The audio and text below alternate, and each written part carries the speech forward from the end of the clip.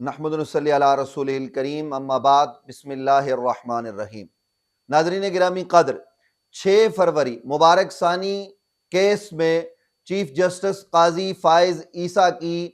سربراہی میں عدالت عظمیٰ کے ایک بینچ نے متنازع فیصلہ دیا، جس کے خلاف صدائے احتجاج بھی بلند ہوئی، ریویو میں جایا گیا اور پھر مختلف اداروں سے، جو دینی ادارے ہیں بڑے بڑے، ان سے آراء طلب کی گئی، علماء سے، اور ان میں ایسے لوگوں کو بھی شامل کر لیا گیا کہ جو بنیادی طور پر آئین پاکستان کو نہیں مانتے۔ جیسے جیسے دباؤ کم ہو رہا ہے اور اطلاعات یہ آ رہی ہیں کہ شاید پاکستان میں کوئی ایسا فیصلہ کر دیا جائے جس سے ملک میں ہیجانی کیفیت بپا ہو جائے۔ اب ایک اور پیشی ہونے جا رہی ہے، تو مجھے آپ کو، پورے پاکستان کے غیرت مند مسلمانوں کو عقیدہ ختم نبوت کے تحفظ کے لیے، اس کے دفاع کے لیے، ہمیں صحابہ کرام رضوان اللہ تعالیٰ علیہ مجمعین کی بارگاہ سے خیرات پا کر میدان عمل میں کھڑا ہونا ہوگا۔ اس حوالے سے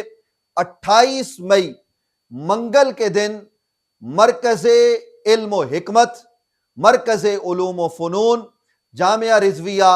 ضیاء العلوم راولپنڈی میں حضور مصلح امت، یادگار اسلاف، ہزاروں علماء کے استاذ العلماء، پیر طریقت، رہبر شریعت، حضرت قبلہ سیدی پیر سید حسین الدین شاہ صاحب دامت برکاتہم القدسیہ کی سرپرستی و سربراہی میں عظیم الشان تحفظ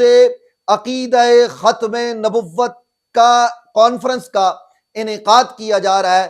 جس میں ملک پاکستان کے طول و عرض سے علماء و مشائخ شریک ہوں گے۔ یہ عالمی لیول کی عقیدہ تحفظ ختم نبوت کانفرنس ہونے جا رہی ہے، جس میں ہم سب نے اپنی شرکت کو یقینی بنانا ہے، قطع نظر اس کے کہ میں کس رنگ، کس نسل اور کس زاویے سے ہوں۔ ہمیں اس سوچ کو پس پش ڈال کر لا الہ الا اللہ محمد الرسول اللہ پڑھنے والے ہر مسلمان کو Jamia Rizvia Zia ul-Uloom D block satellite town Rawalpindi میں 28 مئی کو مغرب کی نماز کے بعد پہنچنا ہے، اور عظیم الشان عالمی عقیدہ تحفظ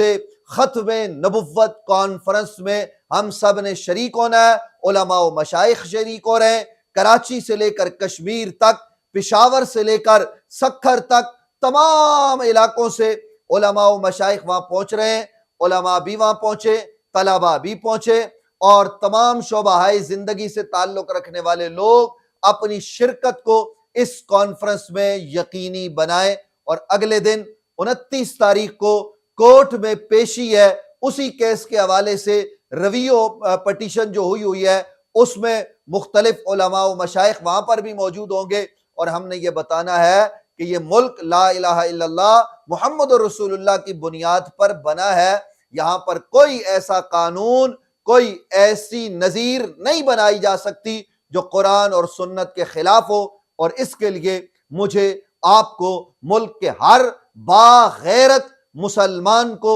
استقامت کے ساتھ کھڑا ہونا ہوگا۔ اللہ تعالی ہم تمام کو عقیدہ ختم نبوت کے تحفظ کے لیے میدان عمل میں استقامت کے ساتھ ڈٹ کر کھڑے ہونے کی توفیق نصیب فرمائے۔